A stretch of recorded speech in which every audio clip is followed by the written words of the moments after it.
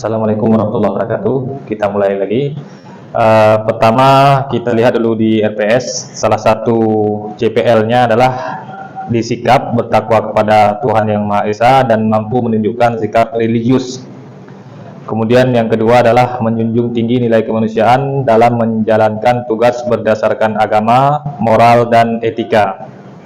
Di CPMK-nya, mahasiswa mampu menganalisa setiap hukuman yang ada pada fikih jinayah.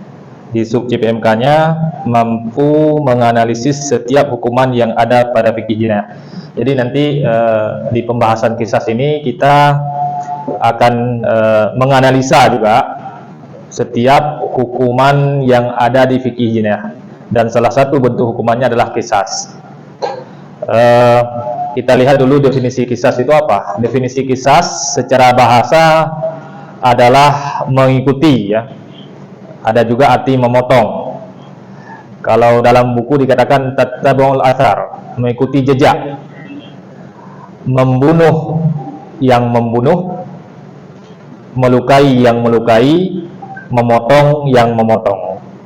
Nah, bisa dipahami, membunuh yang membunuh, melukai yang melukai, memotong yang memotong. Nah, itu artinya mengikuti jejak, tatabul athar. Kemudian secara istilah, sebagaimana kata Al-Jurjani, ayuf'alal bil fa'il mitla ma fa'ala. Diperlakukannya pelaku kejahatan sebagaimana dia memperlakukan hal itu kepada korbannya. Secara istilah. Kan kita sering di dalam fikih itu mengatakan setiap definisi itu ada dua, pertama secara bahasa dan secara istilah. Yang kita pakai adalah secara istilah, yaitu diperlakukannya pelaku kejahatan sebagaimana dia memperlakukan hal itu kepada korbannya. Itu qisas. Berarti kalau kita lihat definisi ini sudah nampak adilnya dalam pelaksanaan hukuman terhadap pelaku kejahatan.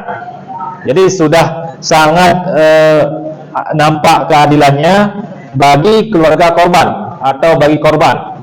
Ya, kenapa? Karena pelaku kejahatan diperlakukan sebagaimana dia memperlakukan korbannya. Ya, ini definisi qisas. Nanti kalau misalkan ada yang tanya apa qisas, inilah jawabannya, yaitu memperlakukan pelaku kejahatan sebagaimana dia memperlakukan korbannya. Nanti kita akan lihat, ya, fenomena yang terjadi akhir-akhir ini, dan juga saya akan putarkan videonya. Asas legalitas. Nah, tadi kan CPL-nya bertakwa kepada Tuhan Yang Maha Esa dalam sikap kita, kemudian juga menghormati nilai-nilai kemanusiaan. Asas legalitas, ya, kita umat Islam, asas legalitas dalam hukuman itu adalah Al-Quran. Kalau sudah bernegara, berarti nilai-nilai daripada Al-Quran itu diturunkan menjadi kanun atau undang-undang, baru sifatnya mengikat. Asas legalitasnya adalah di surat Al-Baqarah ayat 178 sampai 179. Ini nanti bagi kalian hafal, ya, hafal ya ayat ini, ya. Ya ayyuhalladzina amanu kutiba alaikumul qisasu fil qatla al-hurru bil hurri wal 'abdu bil 'abdi wal untha bil untha faman ufiya lahu min akhihi syai'un fattiba'un bil ma'rufi wa ada'un ilaihi bi ihsan. Dzalika takhfifun min rabbikum wa rahmah. Faman i'tada ba'da dzalika falahu 'adzabun alim. Kemudian di ayat selanjutnya, walakum fil qisasi hayatun ya ulil albab la'allakum tattaqun. Jadi kalau kita lihat ayat ini, Allah berfirman, wahai orang-orang yang beriman, diwajibkan kepadamu melaksanakan qisas berkenaan dengan orang-orang yang dibunuh. Kutiba alaikum qisas. Sama redaksinya, ya ayyuhalladzina amanu kutiba alaikumus shiyam. Berarti ini sebuah kewajiban. Pelaksanaan qisas ini adalah sebuah kewajiban bagi umat Islam. Karena tidak ada alasan kalau misalkan penerapan syariat Islam misalkan dalam hal harta, itu kan harus melihat kesejahteraan masyarakatnya. Dia kalau mencuri itu mungkin karena lapar. Nah, ini tidak berkenaan dengan itu. Ini berkenaan dengan jiwa yang harus dilindungi. Maka Allah tahu diwajibkan kepada umat Islam. Ya. Tapi nanti nggak sembarangan ya, maksudnya begini. Jangan gara-gara ayat ini diwajibkan ya, kita udah main hakim sendiri, nggak bisa. Tapi bagaimana juga itu yang melaksanakan itu adalah waliul amri, pemerintah di suatu negara yang berdaulat. Negara yang berdaulat bagaimana? Ya seperti negara Indonesia. Sekarang kalau semua negara yang udah ada bendera itu semua negara berdaulat ya. Jadi nggak bisa misalkan datang ahli warisnya datang ke pelaku langsung menangkap dan ditebas lehernya, misalkan, itu nggak bisa. Nah, harus waliul amri yang melaksanakannya. Artinya ahli waris yang melaksanakannya melalui waliul amri atau pemerintah. Jadi wahai orang-orang beriman, diwajibkan, berarti wajib pelaksanaan kisas ini wajib berkenaan dengan orang yang dibunuh ya. Orang merdeka dengan orang merdeka. Nah, ini konsepnya adalah prinsipnya kesetaraan ya. Kalau kita lihat kisas pun kesetaraan, prinsipnya kesetaraan dalam kejahatan. Maksudnya bagaimana pelaku melakukan kejahatan, begitu juga dibalasnya seperti yang pelaku lakukan. Prinsipnya adalah kesetaraan dalam kejahatan. Kemudian di ayat selanjutnya, di ayat 179, dalam kisas itu ada jaminan kehidupan bagimu, wahai orang-orang yang berakal. Nah, ini nanti kita lihat di hikmahnya ya. Di hikmah berkenaan dengan ayat 179 itu. Kemudian ayat selanjutnya yaitu di surat Al-Maidah ayat 45. Nah, ini kurang nampak ya karena tulisannya putih, salah di ini edit. Wa katabna alaihim fiha anna an-nafsa bin nafsi wal 'aina bil 'aini wal anfa bil anfi wal udhuna bil udhuni was sinna bis sinni wal juruha qisas. Dan kami telah tetapkan terhadap mereka di dalamnya bahwasanya jiwa dibalas dengan jiwa, mata dibalas dengan mata, hidung dibalas dengan hidung, telinga dengan telinga, gigi dengan gigi, dan luka pun ada kisasnya. Tadi berkenaan dengan pembunuhan. Sekarang berkenaan dengan setiap luka itu dibalas. Mata dengan mata, telinga dengan telinga, hidung dengan hidung. Setiap luka itu ada kisasnya. Jadi kalau orang Yahudi, orang Bani Israel dulu, mereka cuma disyariatkan kisas. Ya, kisas maksudnya begini. Kalau orang yang dibunuh, berarti pembunuhnya harus dibunuh. Cuma itu kisas. Kemudian orang Nasrani, mereka tidak ada kisas, tapi diyat. Nah, diyat itu nanti kita bahas, mungkin pertemuan selanjutnya kalau ada waktu di sini nanti kita akan bahas lagi di sini. Diyat, kalau Nasrani itu diyat, tidak ada kisas. Tapi di umat Islam itu diberikan kisas dan diyat. Karena ayat sebelumnya akan faman ufiyalahu. Jadi dalam kasus jarimah pembunuhan itu diberikan pilihan bagi keluarga korban, apakah membunuh balik atau memaafkan dengan tebusan diyat. Dia itu nanti diberikan harta dari pelaku kepada keluarga korban, tebusan ya, atau dimaafkan secara total, tidak ada kisas, tidak ada diyat ya. Nah, ini bagi umat Islam ya, diberikan pilihan seperti itu ya. Jadi kita lihat selanjutnya hadis Nabi Shallallahu Alaihi Wasallam. Man qutila lahu qatilun fahuwa bi khairin nadraini imma ayufda wa imma ayuqtal. Siapa yang menjadi keluarga korban terbunuh, maka dia punya dua pilihan dalam hadis Nabi. Bisa memilih diyat, bisa memilih kisas. Kemudian di riwayat satu lagi dikatakan bisa memilih memaafkan atau bisa membunuhnya. Nah, ini rahmatnya agama Islam. Artinya agama Islam itu apa ya? Rahmatnya itu bahkan kepada pelaku pembunuhan selama keluarga korban memaafkannya. Artinya punya pilihan. Tidak, kalau misalkan dulu kan harus dikisas. Kalau di Taurat itu harus dikisas orang yang membunuh itu. Tapi dalam umat Islam itu diberikan pilihan, maafkan. Ya, mungkin dia sudah taubat, boleh saja. Ini boleh saja karena rahmatnya agama Islam. Nah, ya, kalau kita lihat begitu ya, Allah sayang bahkan kepada pelaku pembunuhan yang sudah tobat ya. Kalau udah tobat, kalau nggak tobat mana ada. Misalkan ada kejadian pembunuhan, dia santai aja, ya saya bunuh aja karena geram saya, nggak ada penyesalan. Keluarga korban pun nggak akan memaafkan kalau begitu. Kalau misalkan mungkin pelaku pembunuhan dia tobat, dia sadar, dia kalau dimaafkan tuh kalau dimaafkan tuh luar biasa, pahalanya besar. Ya, ini pilihan, boleh dibunuh, boleh mengambil diat atau memaafkan. Jadi kalau dari hadis tadi dan asas legalitas itu kita lihat, berarti jenis qisas itu ada dua. Pertama, qisas jiwa, hukuman mati bagi pelaku pidana pembunuhan. Yang kedua adalah qisas qisas anggota badan. Bagaimana qisas anggota badan? Qisas bagi pelaku tindak pidana melukai, merusak atau menghilangkan manfaat dan fungsi anggota tubuh. Jadi maksudnya begini, qisas itu ada dua. Pertama, berkenaan dengan jiwa, yaitu membunuh. Kalau misalkan ada seseorang menculik orang lain, kemudian disiksa, dipotong telinganya, itu qisasnya juga ada. Berarti bagaimana? Potong telinga, balik. Dipotong hidungnya misalkan, disiksa. Ketika qisas berarti dipotong hidung, balik. Nah, itu setimpal. Ini yang berhubungan dengan anggota badan. Jadi jangan dikira ini nggak ada hukumannya, ada. Ya. Coba kalian bayangkan kalau seandainya hukuman qisas itu berlaku di Indonesia. Ya. Gimana perasaan kalian?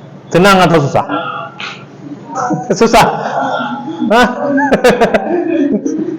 Senang atau susah?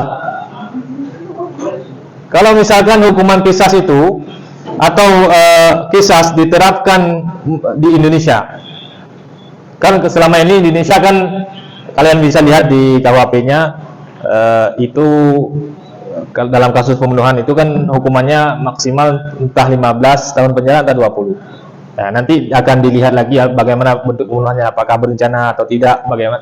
Nanti bisa jadi akan dihukum dengan hukuman mati. Ya. Tapi berbeda dengan qisas. Kalau qisas langsung, selama pembunuh itu sengaja membunuh, nah itu kena qisas. Jadi kalau misalkan diterapkan qisas di Indonesia khususnya, itu sangat menjunjung tinggi nilai HAM. Nah, kalau kita lihat, saya pernah nonton ceramah Zakir Naik, entah Ahmad Dedat ya saya lupa, bukan ceramah, seminar. Jadi ada orang yang bertanya bahwa dikatakan hukum dalam Islam itu hukumannya kejam-kejam, membunuh, dibunuh, nah itu. Jadi dijawab begini oleh pemateri Zakir Naik, kalau seandainya keluarga kamu yang menjadi korban pembunuhan, apa yang kemudian kamu dipertemukan dengan pelakunya, apa yang akan kamu lakukan? Saya ingin bunuh dia. Islam sudah memberikan fasilitas. Jadi kalau kalian lihat ini nanti saya putar videonya, wawancara keluarga korban yang akhir-akhir ini viral di Aceh, yang dibunuh di Jakarta oleh oknum tentara. Itu ibunya apa dia dikatakan? Saya mau dihukum seberat-beratnya, seadil-adilnya sebagaimana dia memperlakukan anak saya, yaitu hukuman apa? Hukuman mati. Kemudian terjadi lagi kasus di Bekasi, viral juga di TikTok, itu lewat di TikTok saya. Seorang suami bunuh istrinya, yang kemudian darahnya itu dimainin sama anaknya yang kecil yang nggak tahu apa-apa. Apa tanggapan si kakak atau si abang dari perempuan itu, dari korban itu? Dia tidak terima kalau seandainya dihukum 15 tahun. Dia maunya seumur hidup atau hukuman mati. Nah, semua keluarga korban mau pembunuh keluarganya itu dibunuh. Artinya dihukum hukuman mati. Nah, Islam sudah memberikan jalan, diwajibkan lagi. Nah, ini jadi perhatian pemerintah, ya pemerintah. Ini kalau dengar kuliah kita ini harus langsung dilaksanakan. Ya mudah-mudahan di Aceh paling kurangnya. Karena apa? Di Aceh dulu pernah kejadian begini. Si karyawan ini bunuh bosnya, satu keluarga dihabisin. Kebetulan bosnya itu mungkin kasar sama dia, kemudian dia dendam, dia ambil parang, dia bunuh semua keluarganya termasuk anaknya yang kecil. Apa tanggapan mantan gubernur itu waktu itu, Irwandi Yusuf? Kalau bisa pembunuhnya gimana? Pembunuhnya dibunuh. Nah, ini kisah. Oke. Islam sudah memberikan solusi. Kita lihat cara-cara kisah ya. Cara-cara kisah, pembunuh itu sudah balik dan berakal. Pembunuh sudah balik dan berakal.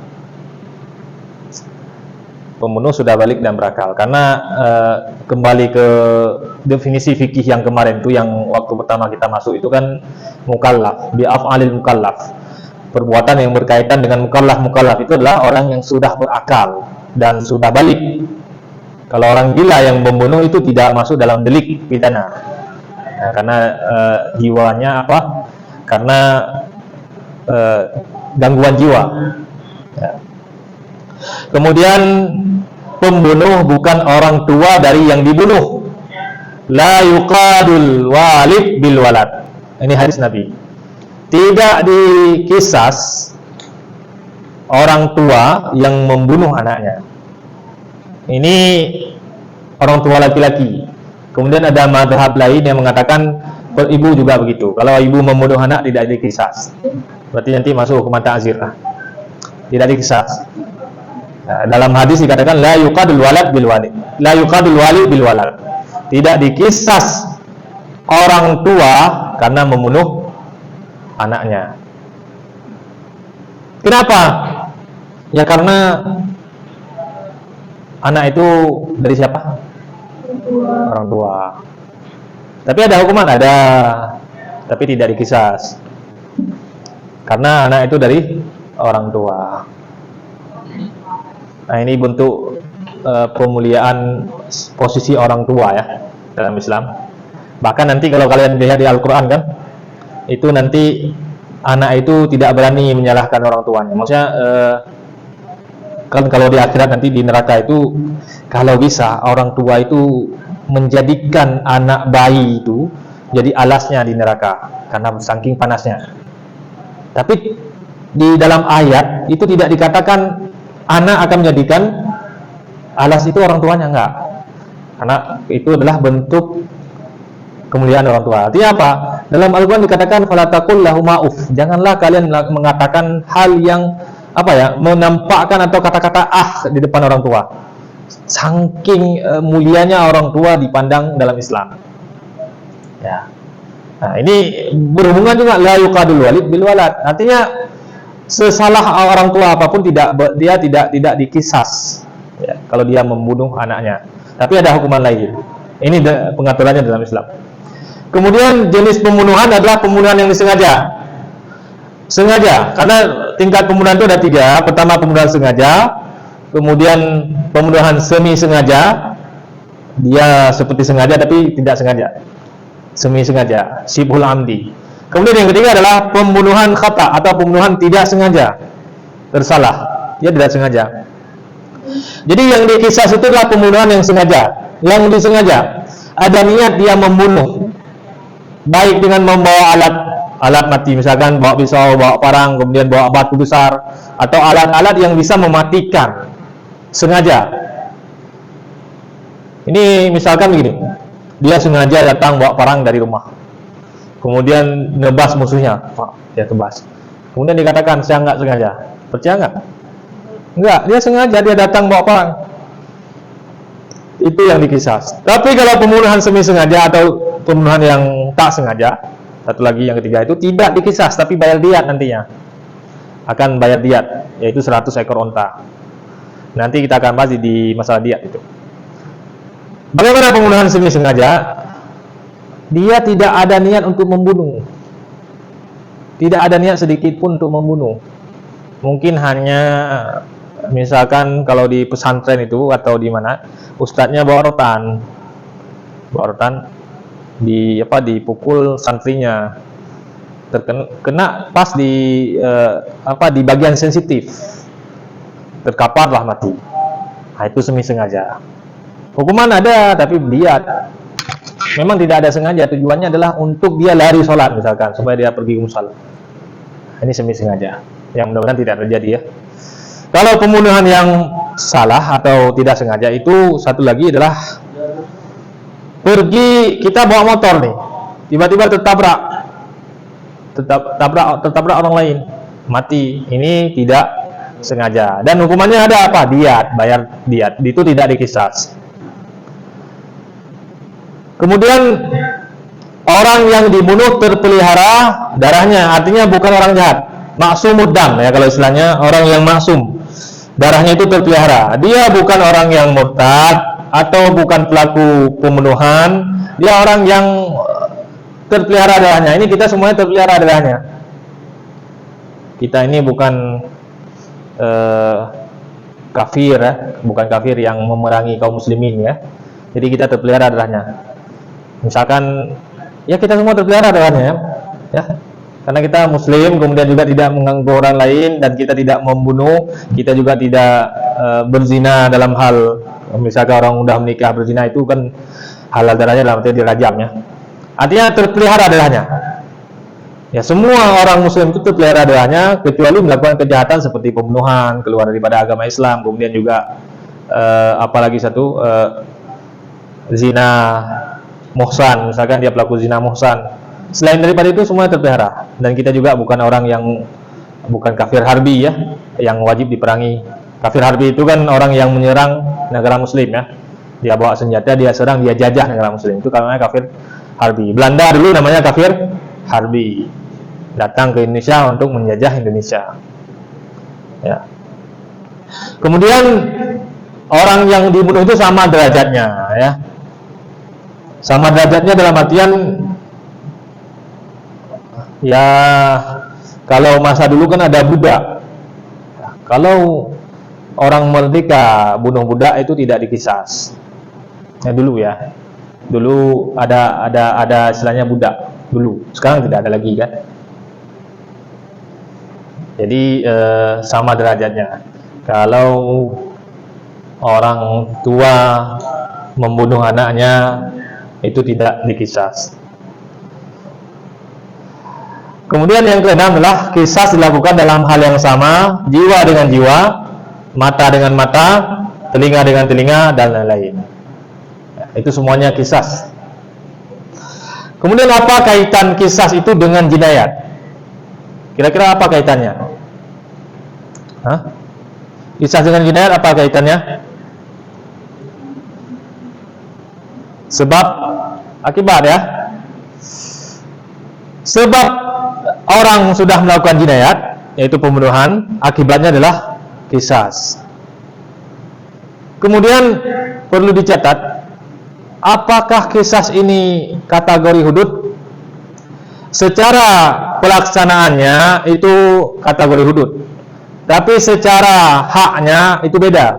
Kalau kisas itu adalah yang ditunaikan itu hak anak Adam. Kalau hudud itu adalah hak Allah Subhanahu wa taala. Bagaimana dikatakan hak anak Adam? Ini kisas ini berkaitan dengan keluarga korban. Kalau keluarga korban memaafkan atau minta bayar diat, maka itu pilihannya, tidak mesti dilaksanakan kisas. Tapi kalau hudud itu mesti dilaksanakan secara teknisnya dari Allah, kemudian juga bentuk hukumannya dari Allah, itu semuanya dilaksanakan di dalam hudud. Bisa dipahami? Kalau kisas itu hukumannya datang dari Allah. Bagaimana hukumannya? Itu dibunuh. Tapi berkaitan dengan hak anak Adam. Tahu kan hak anak Adam? Manusia itu adalah apa? Anak Adam ya. Manusia itu adalah anak Adam. Jangan pikir nanti siapa anak Adam. Siapa anak Adam? Anak Adam itu adalah manusia. Jadi kita ini adalah semuanya adalah manusia, anak Adam. Dikatakan anak Adam. Jadi berkaitan dengan keluarga korban. berkaitan dengan keluarga korban. Kalau keluarga korban minta dibunuh, ya dibunuh. Kalau minta diat, ya diat. Kalau hudud ya hak Allah, jadi harus ditunaikan. Tidak ada istilahnya dalam hudud itu dimaafkan ya. Kalau udah terbukti misalkan dia berzina, ya harus dihukum jilid 100 kali bagi yang belum nikah berzina. Kalau bagi yang sudah menikah, ya dirajam. Tidak ada tawar menawar, tidak ada pemaafan ya, sudah maafkan, nggak apa-apa lah saya hamil begini begitu, nggak ada. Tetap harus dilaksanakan. Potong tangan kalau udah dia mencuri sesuai dengan kriteria dalam disebutkan, yang sudah disebutkan, dia tetap harus dipotong tangan. Tidak ada istilahnya sudah saya maafkan, harta saya nggak apa-apa lah, gitu, nggak ada. Kalau dalam hudud tidak ada pemaafan. Beda di kisas, kalau dimaafkan ya betul bebas, cuma dia bertobat. Begitu juga dalam ta'zir boleh dimaafkan. Misalkan hukumannya 30 tahun penjara, diringankan, dimaafkan, atau ada istilahnya pemaafan ya, karena mungkin berkelakuan baik atau apalah, ada pemaafan. Tapi dalam hudud tidak ada pemaafan kalau sudah terbukti ya. Kemudian kita lihat hikmah ya, hikmah kisas. Hikmah kisas pertama adalah menghargai harkat dan martabat manusia. Itu yang pertama. Kenapa ada kisas? Untuk menjaga kemaslahatan hidup manusia. Walakum fil qisasi hayatu ya ulil albab. Jadi dalam kisas itu ada kehidupan. Jadi orang yang pelaku pembunuhan itu ketika ingin membunuh, dia udah mikir-mikir. Misalkan dia ingin melakukan pembunuhan, dia udah mikir. Ya, kenapa? 2 kali ya, untuk melakukan kejahatan dia pikir 2 kali karena akan dibunuh balik. Dan juga yang kedua, mencegah terjadinya permusuhan. Jadi kalau misalkan keluarga korban sudah melihat pembunuhnya dibunuh balik, itu sudah lepas ya. Maksudnya begini, tidak ada lagi dendam. Tidak ada lagi dendam. Kalian ada orang bilang begini, nanti bagaimana kalau seandainya pelaku itu sudah dibunuh?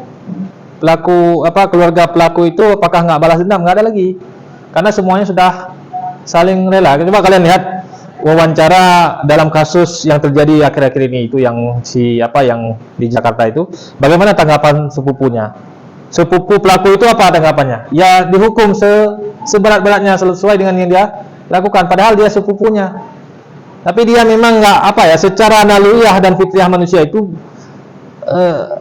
tersentuh, kenapa dia lakukan itu, pembunuhan itu.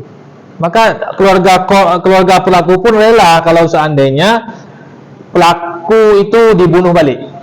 Keluarga pelaku ya, jangankan keluarga korban, keluarga pelaku pun saya rasa ya sudah, dia sudah bunuh orang, ya dibunuh saja, dikisah saja. Artinya untuk meredakan atau mencegah terjadinya dendam ya, atau permusuhan. Kalau enggak akan terus-terusan. Keluarga korban tidak akan senang melihat orang yang membunuh keluarganya itu masih hidup dan berkeliaran. Enggak senang. Ya. Kalian kan sering nonton tuh. Dulu ya ada kasus polisi jenderal membunuh ajudannya kan. Keluarga ajudannya kan tetap ingin dibunuh. Harus dibunuh pelakunya, harus dihukum mati. Itu baru adil. Itu yang bukan muslim. Mereka juga memilih ini. Yang bukan muslim juga memilih ini. Secara kemanusiaan ini yang sangat tepat kisas. Secara kemanusiaan itu yang paling tepat. Ya, itu yang paling tepat itu. Kita lihat dulu videonya. Video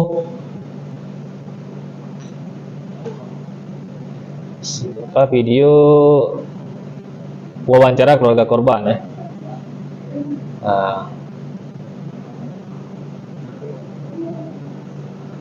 Ini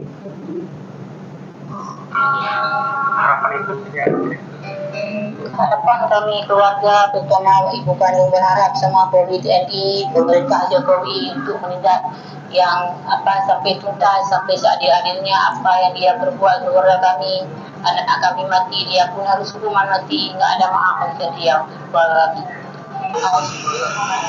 Ini yang pembunuhan di Bekasi.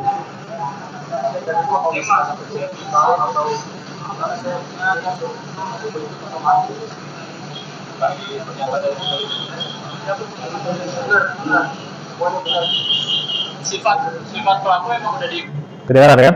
Intinya apa? Dihukum mati.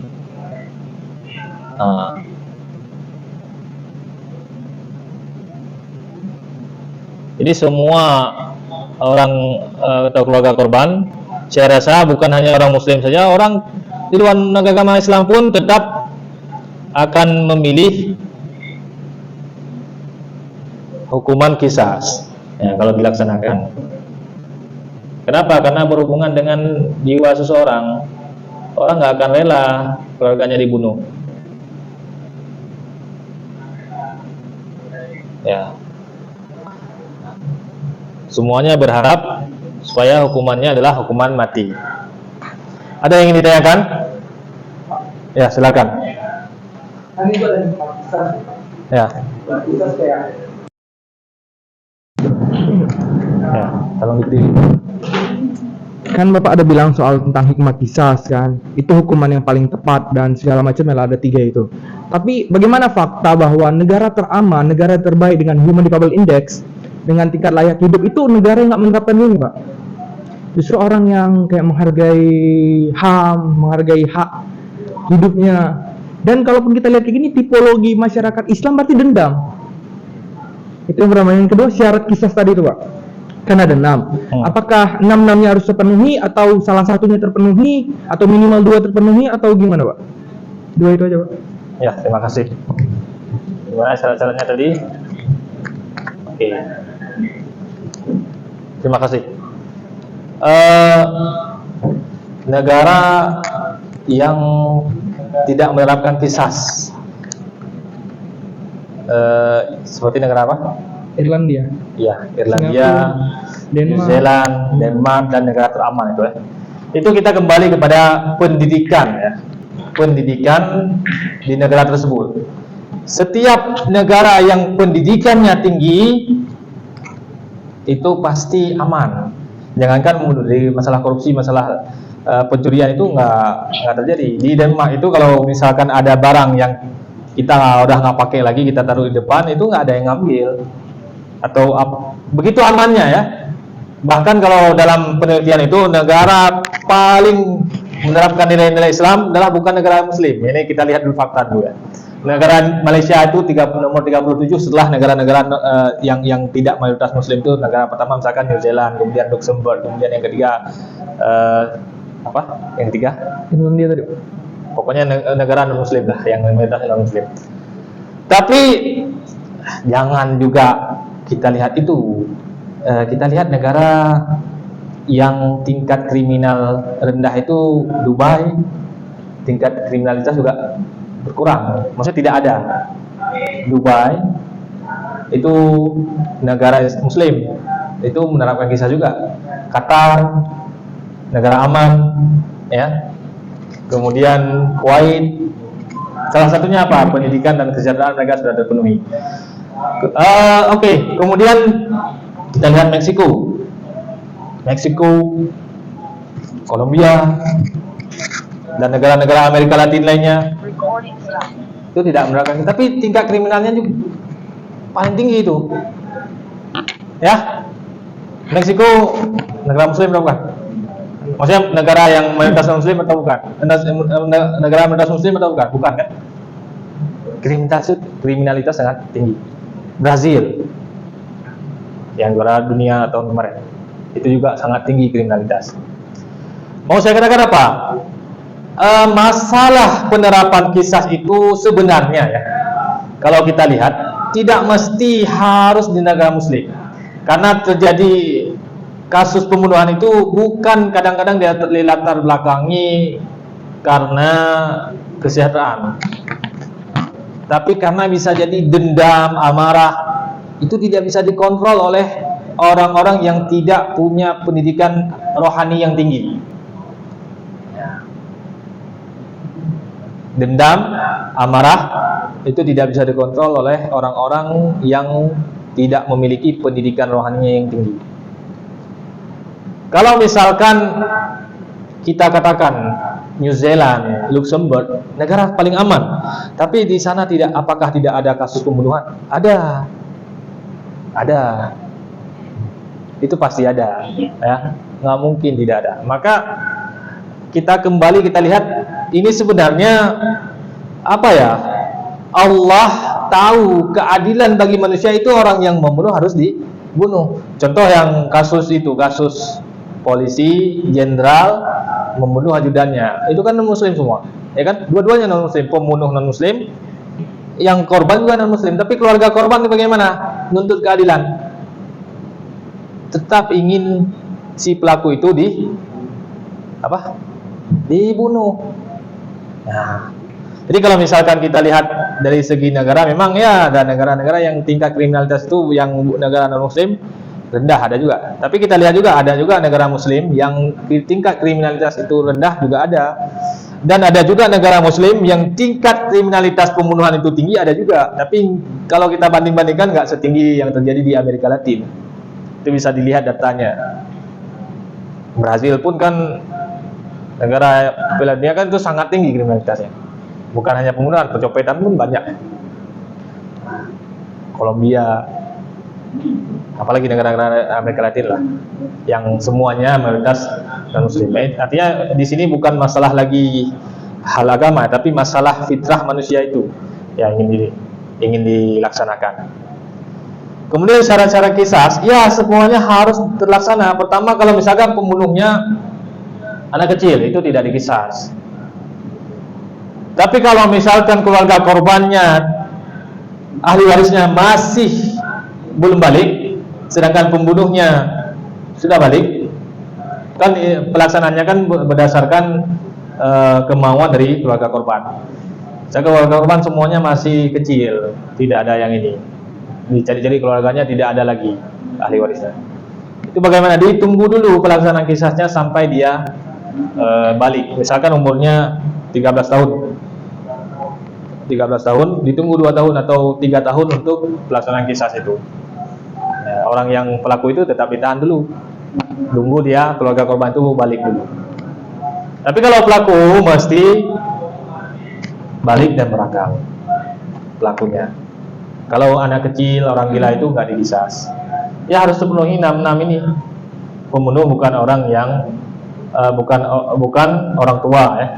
Nah, ini bentuk bentuk tingginya derajat orang tua di sisi Allah Subhanahu wa taala, dan juga orang tua itu merupakan sebab lahirnya anak.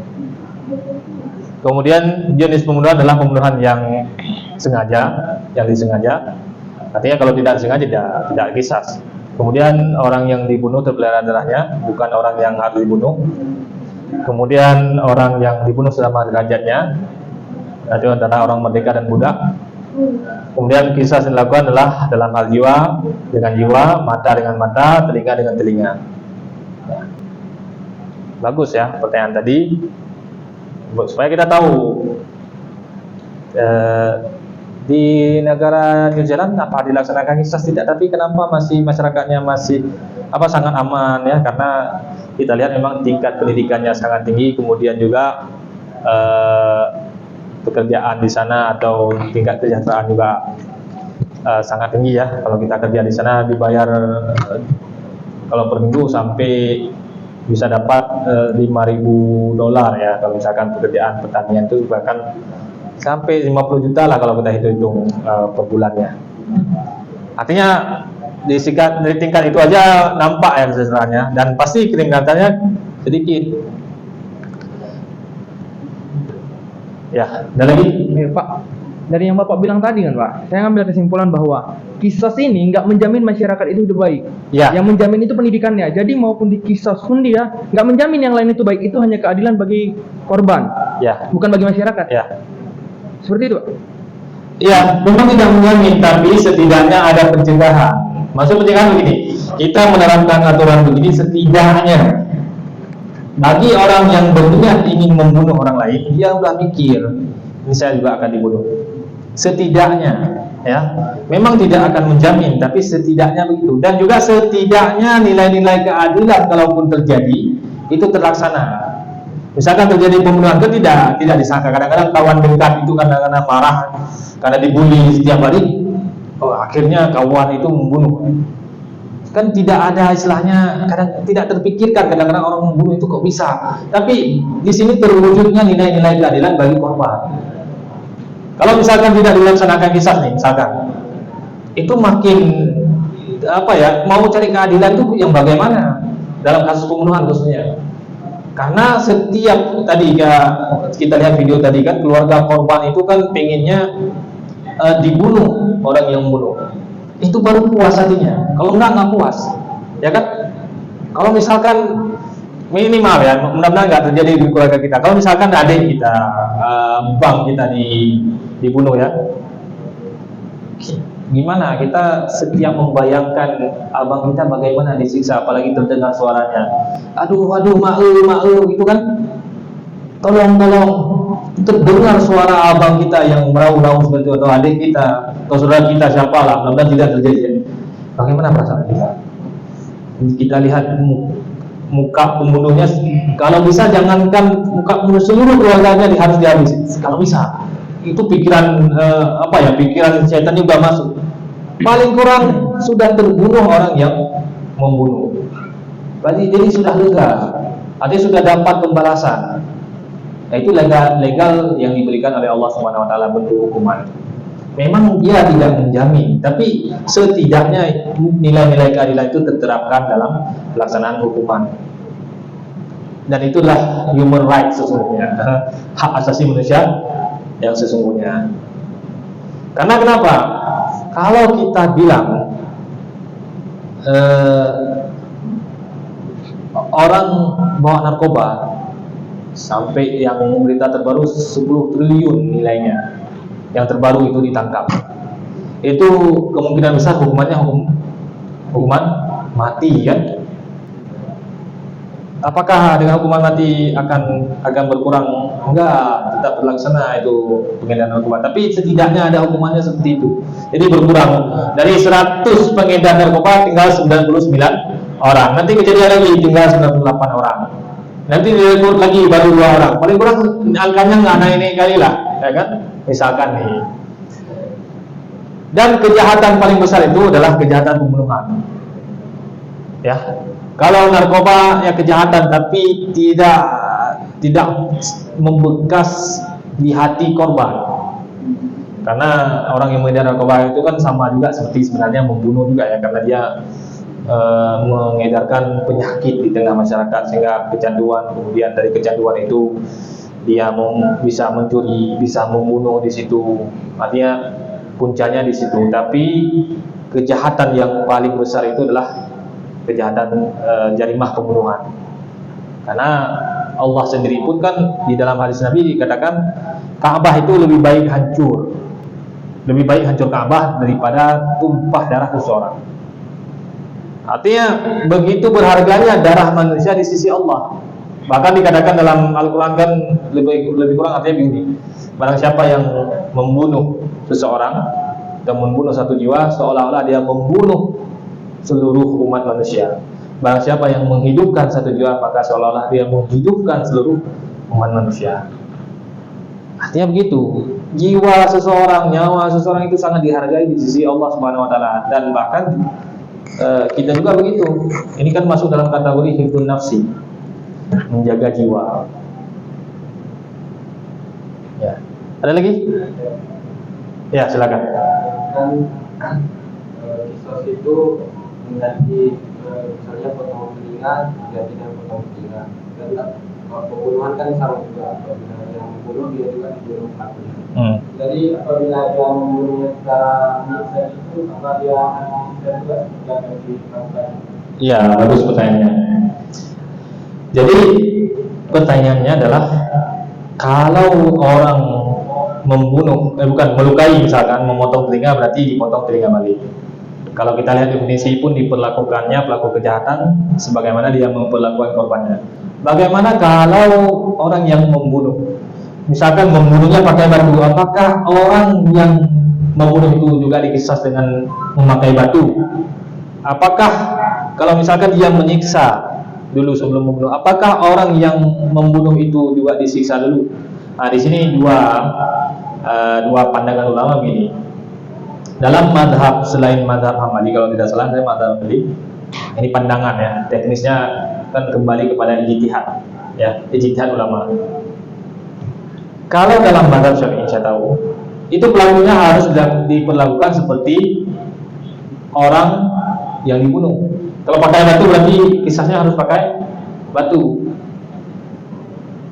Kalau madhab Hambali dan juga kayaknya Hanafi juga, itu mesti dengan pedang, seperti yang dipraktikkan di Saudi Arabia, memakai pedang. Dia pakai pedang, dipenggal kepalanya, karena ada hadisnya. Kisah itu dilaksanakan dengan pedang, ada hadisnya. Ya. Kalau kita lihat mana yang lebih efisien, itu pakai pedang. Karena begini, kalau misalkan ada orang bunuh pakai batu kan, atau pakai racun, kalau racun oke lah, diracun balik mati kan. Tapi kalau pakai batu kadang-kadang lama dia matinya, ya lama, itu tersiksa. Tapi bagaimana lebih efisiennya adalah memakai pedang langsung ya, secara adat itu 99,9% itu mati kalau dipotong di lehernya yang memang sudah memutuskan aliran darahnya. Ya. Di Saudi begitu, pakai pedang. Dan keluarga yang Al-Gojo ini kalian bisa lihat di YouTube, itu turun temurun, sama seperti orang yang menjaga kunci Ka'bah itu kan turun temurun. Ya, di sana juga begitu, turun temurun. Jadi sekarang dia sudah mengajarkan anaknya, membawa anaknya ke tempat hukuman supaya supaya nanti tidak kan, kita kan misalkan gini, kita ditugaskan untuk kita jadi polisi. Kemudian kita ditugaskan di Nusa Kambangan untuk menembak pelaku narkoba. Itu kan ada 10 orang, ya berapa orang biasanya berdiri. Dan cuma ada 1 orang yang ada pelurunya, disuruh bidik di tempat yang memang di situ. Dan nggak tahu, di antara 10 orang katanya itu tidak tahu siapa yang punya peluru. Tujuannya apa? Supaya mereka merasa saya bukan yang menembaknya, bukan peluru saya. Tapi kalau di Saudi itu orangnya memang udah biasa, maksudnya begini, setelah dia melakukan kisah, ya biasa aja hidupnya, bicara lagi seperti biasa, nggak ada istilahnya, nggak ada kenapa saya lakukan itu, kenapa saya mengambilnya orang lain, gitulah. Karena menurut dia itu adalah memang pelaksana syariat, dia punya pahala jadi Al-Gojo itu.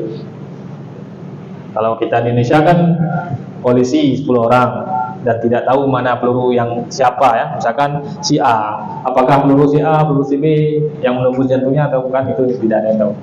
Allahu a'lam ya kalau pelaksanaan di sini. Artinya apa? Kalau di Saudi itu yang menjadi Al-Gojonya itu turun temurun dari kakek-kakeknya. Kalau mungkin bisa jadi sampai pada Nabi. Dan itu diakui oleh negara nantinya, memang keturunan-keturunannya. Sama seperti penjaga kunci Ka'bah, yang memegang kunci Ka'bah itu adalah dari kakek-kakeknya, kakek-kakeknya itu juga penjaga kunci Ka'bah. Ya. Yang lain ada lagi?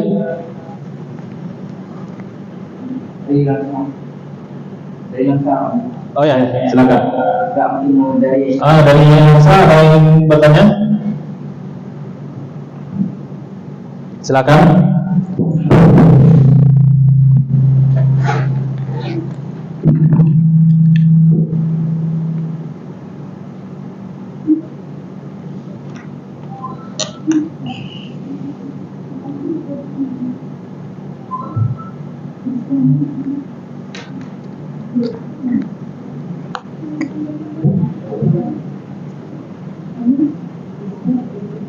Ada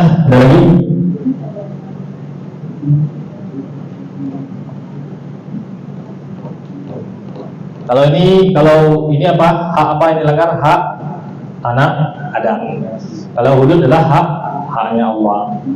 Jadi kalau hudud itu ketentuannya dari Allah, teknis pelaksanaannya dari Allah, bukan dari manusia. Dan tidak ada istilahnya pemaafan kalau sudah memang terbukti.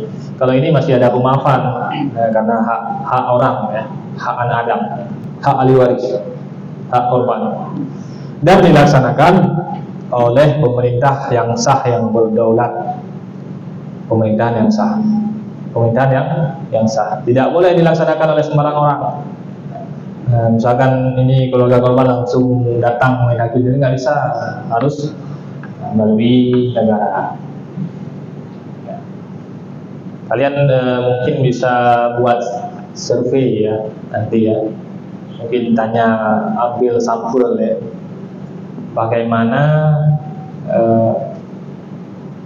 apakah setuju, misalkan ada 10 orang masyarakat ditanya, apakah setuju pelaksanaan qisas atau tidak, pelaksanaan hukuman qisas setuju atau tidak.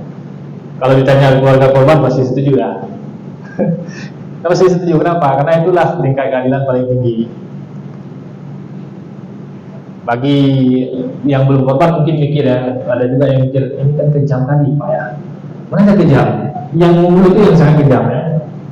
Yang membunuh itu sangat kejam karena dia merampas hak orang lain, hak untuk hidup, hak untuk hidup. Kalau misalkan dia punya anak, oh sedih sekali kalau kita bayangkan. Kalau saya lihat video orang-orang keluarga korban yang dibunuh itu, kadang-kadang air mata juga keluar. Kenapa? Ini saya nggak bisa bayangkan. Kalau terjadi sama keluarga kita itu nggak bisa kita bayangkan. Dan bahkan benci sekali kalau misalkan walaupun tidak boleh ya melihat keluarga pembunuh itu misalkan benci juga, ada rasa benci. Kita ini bukan korbannya, bukan keluarga korban, tapi ada rasa seperti itu. Nah, tapi nggak boleh sampai benci keluarganya, nggak boleh keluarga pelaku karena dia nggak bersalah. Bahkan dari keluarga pelaku pun ketika diwawancara hukum aja seberat-beratnya. Hukumannya seberat-beratnya, setimpal dengan apa yang dia lakukan. Ya, mungkin kalau tidak ada pertanyaan lagi, Pak, ya silakan. Kalau yang dalam pikiran saya kan Pak, Ya. daripada dikisos Pak, kenapa nggak dieksploitasi aja Pak? Gimana eksploitasi? Dimanfaatkan gitu untuk kepentingan negara. Misalnya kayak kita di negara kita kan ada BUMN. Nah, dimanfaatkan untuk kemakmuran negara. Karena kan masalahnya itu nggak bisa menjamin Pak. Itu masalahnya. Diterapkan kisos nggak bisa menjamin untuk mencegah pembunuhan-pembunuhan yang lain. Dieksploitasi Dieksploitasi untuk kepentingan negara, misalnya kayak menghasilkan pendapatan, disuruh kerja maksimal atau gimana. Kenapa nggak dibuat kayak gitu aja Pak, daripada kita kisos Pak? ada kejahatan lain yang dibuat seperti itu. Karena ini berhubungan dengan keluarga korban. Tapi kalau khusus yang sifatnya sama kayak kisos ini seumur hidup dia Pak sampai mati. Jadi dia hanya dihilangkan dari masyarakat, nggak dari dunia ini dia. Ya, ini kan berhubungan dengan keadilan personal ya, bukan masalah kemaslahatan negara, tapi keadilan personal. Begini, kita sebagai keluarga korban misalkan itu tidak rela rasanya orang yang membunuh itu masih hidup, dan salah satunya untuk menghilangkan trauma dan dendam dari keluarga korban ini agar tidak melakukan hal-hal yang yang dilarang nantinya. Takutnya begini, kalau misalkan pemerintah tidak melaksanakan ini, malah pembunuh itu masih berkeliaran, takutnya keluarga korban berapa orang itu bangun membunuh keluarga si pelaku. Bisa jadi seperti itu kan, balas dendam. Kalian pernah dengar nggak cerita seorang Kopassus itu dibunuh di satu tempat oleh beberapa orang? Seorang Kopassus dibunuh, kawan-kawannya yang lain, itu kan orang yang bunuh itu kan di penjara. Itu kalian search aja di internet ada, ya kan? Orang yang pembunuh ini di penjara berapa orang? Preman ya. Kawan-kawan si Kopassus ini bukan keluarganya, kawan-kawan satu angkatan dia atau ya kawan-kawan pergaulan dia di tentara, sesama tentara, kan marah besar. Dia datangi kantor polisi, mereka bawa senjata, tembak pelaku pembunuh itu. Itu baru adil setelah itu. Maksudnya mereka sudah terpuaskan. Takutnya begitu kejadiannya. Nanti begini, keluarga korban datang ke keluarga pelaku membawa perang bunuh. Itu yang kita takut. Tapi kalau udah dibunuh, udah udah selesai, pelakunya udah selesai. Nah, itu untuk meminimalisir kejadian-kejadian itu atau untuk menjaga supaya tidak terjadi permusuhan di antara dua keluarga, dua suku, dua kelompok atau dua kampung gitulah. Kalau dieksploitasi bisa, tapi di kejahatan-kejahatan lain banyak itu. Kalau datang ke penjara, masuklah di penjara. Kalau di sini di Lutskun mungkin ada di LP. Masuk aja, lihat nanti mereka sedang bekerja, ada yang sedang menanam apa di kebun ya. Di sini pernah sering masuk ke penjara Lambaro itu, saya lihat memang ada kerajinan hasil dari orang-orang yang di penjara itu ada. Tapi dalam hal kasus pembunuhan ini adalah sifatnya personal, dalam artian harus terlaksana. Ya. Ini hukum. Tapi kan di negara kita ini kan belum dilaksanakan kisas. Ya belum kan? Coba lihat undang-undang kan paling 15 tahun penjara, 20 tahun. Kecuali nanti pembunuhan berencana, itu saya sudah katakan tadi pertama, pembunuhan berencana mungkin baru akan dihukum mati. Coba dilihat lagi undang-undangnya bagaimana. Nah, ini belum dilaksanakan. Tapi harapan kita ini semua, kalau bisa, saya pribadi pun ini diterapkan kisah ini, khusus di Aceh ya. Kalau misalkan Aceh ini kan diberikan dari Islam ya, yang sebab-sebabnya dilaksanakan apa? Supaya terlaksananya keadilan bagi setiap keluarga korban, ada fasilitasnya di negara, sehingga orang nggak berani membunuh lagi. Nggak berani preman ini, saya preman ini, saya bangga saya membunuh, saya dulu waktu muda bunuh si itu ya. Ini yang kita takutkan. Maaf, sekarang ini ya, ini baru di Aceh, belum pernah kita dengar dulu. Sudah ada anak-anak remaja itu buat, mungkin mulai kalian nggak termasuk ya. Ini sudah ada anak SMA itu buat geng, kelompok apa itu sudah tersebar di Banda Aceh. Ini lagi mudah-mudahan pemerintah langsung gerak. Itu buat perang tinggi, sudah ada klubnya. Ke apa ya namanya? Mau buat tawuran gitu. Atau kelompok ya, ada kelompok, kalau misal mungkin nggak tahu lah bagaimana aturan kelompoknya, kalau diserang kita apalah ini. Pokoknya yang intinya mereka sudah rata-rata pegang pedang di fotonya. Ada foto pegang pedang. Entah apa nama kelompoknya. Itu mereka buat lagi lambang tengkorak. Takutnya kejadian seperti itu. Dia apa? Sangat mudah orang mengayunkan pedang. Yang beda pendapat dengan alah 15 tahun penjara itu kan itu di masalah itu. Kan kalau dilaksanakan bisa kan takut orang. Kalau mau bunuh dibunuh. Nah ini kita takutkan. Nah ini di Aceh sudah ada di Banda Aceh. Yang mudah-mudahan langsung diproses. Karena itu bukan dari Aceh, diimpor dari luar. Karena dianggap keren. Anggota geng robot cop misalkan. Ini ya, karena udah pegang pedang, udah pegang pisau di foto ya saya lihat yang tersebar di media sosial. Ya mudah-mudahan itu hoax, mudah-mudahan, tapi sedang diselidiki. Yang lain ada? Pak, jadi ini Pak, kemarin pernah saya lihat kejadian dia pencurian Pak, dia terus dibakar hidup oleh masyarakat. Terus pihak keluarganya ini menuntut ke pihak yang berwajib, masyarakat itu gimana? Iya, dalam kisah itu, kalau di masa Umar itu ada istilahnya begini. Kalau satu orang dibunuh oleh satu kampung, orang yang satu kampung itu harus dipisah semuanya. Satu orang dibunuh oleh 10 orang itu harus dipisah. Ya.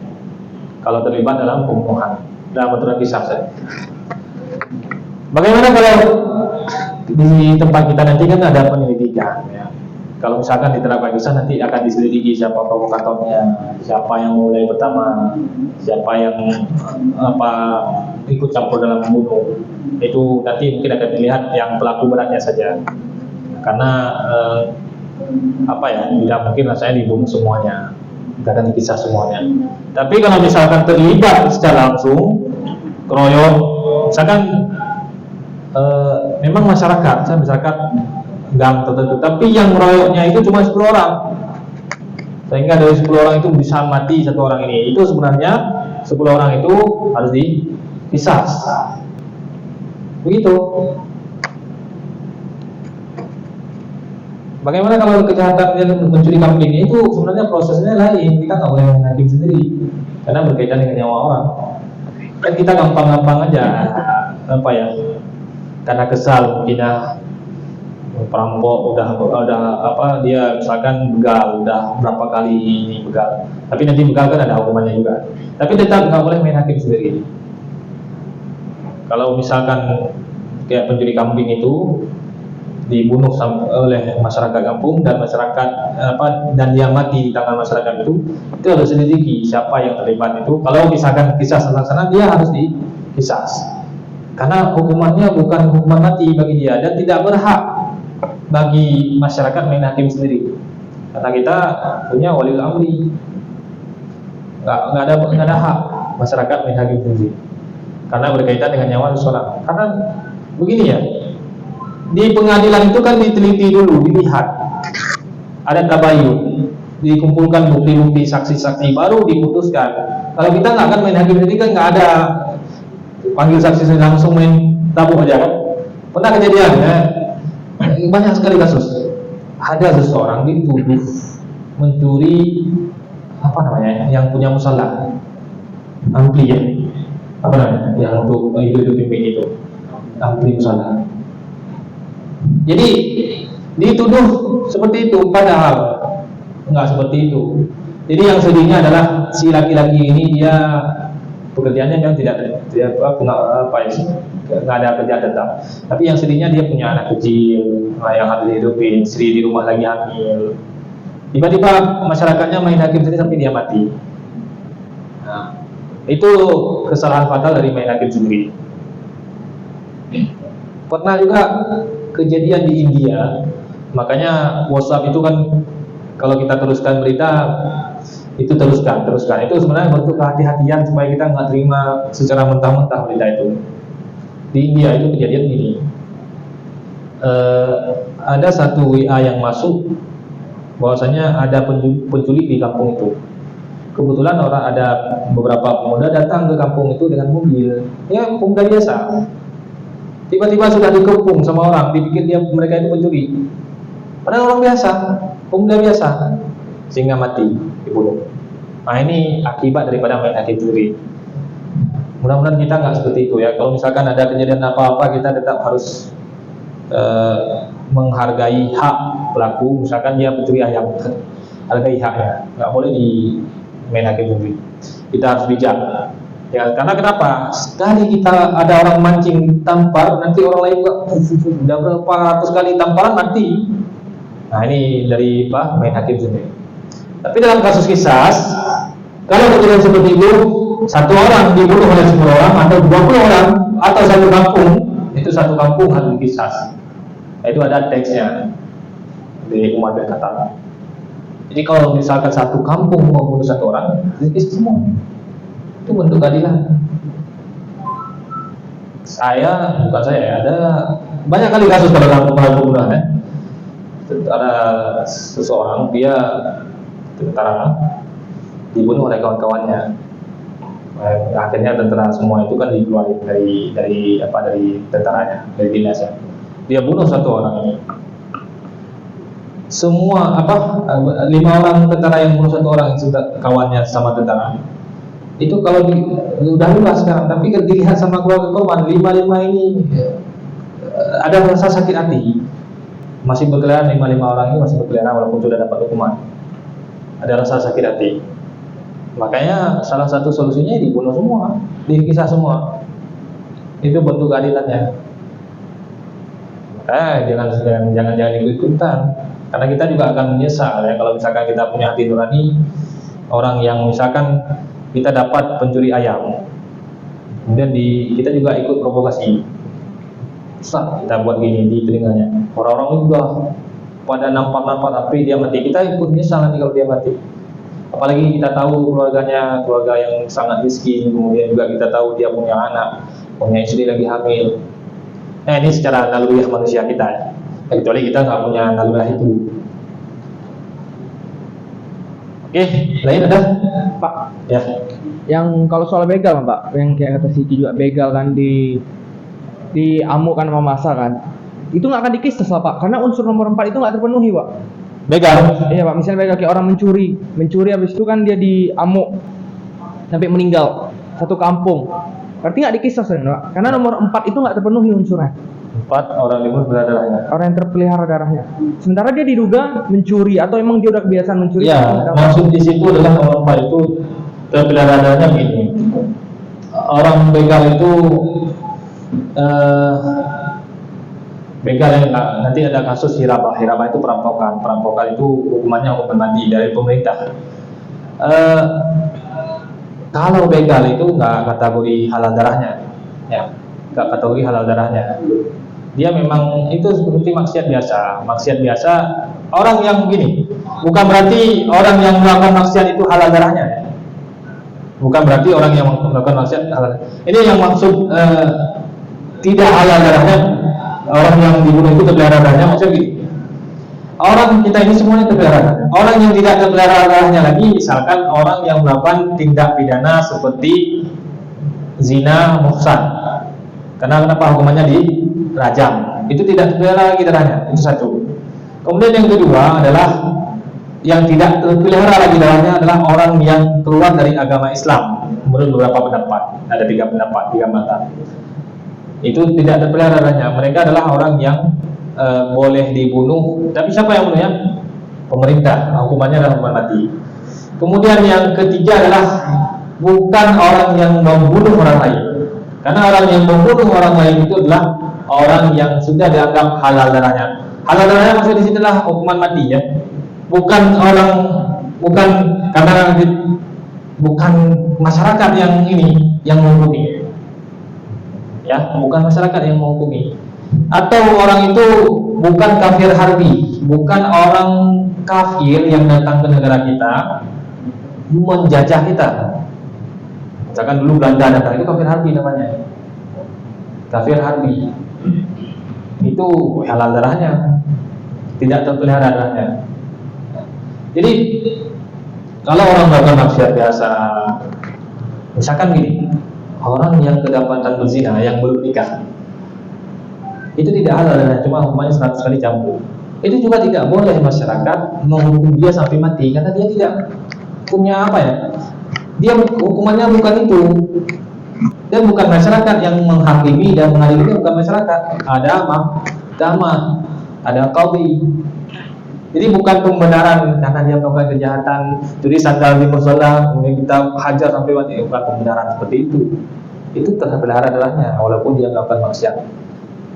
Kecuali kafir harbi. Kita ini satu kampung nih, datang Belanda ke sini lagi, atau datang Amerika yang mana menjajah kita. Nah, itu satu kampung kita bangun, kita bunuh pasukannya, itu boleh. Itu kan berperang ya. Kafir halal darah. Itu boleh. Karena dia datang untuk membunuh, untuk menjajah. Bukan orang kafir yang datang ke sini, tinggal di sini, datang ke sini dalam artian melancong. Itu nggak boleh. itu terpelihara darahnya juga, ya. Terpelihara darahnya. Kenapa? Karena dia sudah masuk dalam wilayah pemerintahan Islam. Dia tidak mengganggu kita. Dia tidak mengganggu agama kita, tidak mengambil tanah kita, tidak menjajah kita. Misalkan ada orang turis datang ke sini, itu bukan kafir harbi, yang bisa dibedakan kan? Kafir dhimmi dan kafir harbi. Kalau kafir dhimmi itulah kafir yang dilindungi. Kafir harbi adalah kafir yang datang memerangi umat Islam. Kafir dhimmi itu seperti misalkan orang non muslim yang tinggal di negara kita, itu kafir dhimmi. Atau orang non muslim datang ke negara kita bertujuannya berkunjung, membuat panti asuhan misalkan, atau membantu, itu kafir dhimmi yang melindungi negara. Ya begitu ya. Begal itu bukan, masih terpelihara karena dia bukan apa ya, hukumannya bukan hukuman mati. Dia bukan apa ya, karena hukumannya bukan hukuman mati. Bukan halal darahnya, dia orang terpelihara darahnya. Itu karena mungkin artinya bukan orang jahat ya, mungkin kalau dihapus kata-kata bukan orang jahat, maksudnya di situ harus ada penjelasan lagi. Kalau enggak setiap orang jahat nanti kita takut ya. Yang lain ada? Jam berapa? Hah? Ya, jadi hasil kuliah kita ini tolong diresum, apa materi-materi yang saya sudah sampaikan diresum. Resum itu buat ringkasan ya. Kemudian difoto dan dikirim ke dalam grup. Ya, difoto, dikirim ke grup. Begitu juga yang dari Langsa tolong resum hasil perkuliahan kita dan dikirim ke grup sebagaimana yang ada di LPS tugasnya. Oke, terima kasih. Kita tutup dengan doa kafaratul majlis. Subhanakallah wa bihamdika asyhadu an la ilaha illa anta astaghfiruka wa atubu ilaika. Assalamualaikum warahmatullahi wabarakatuh.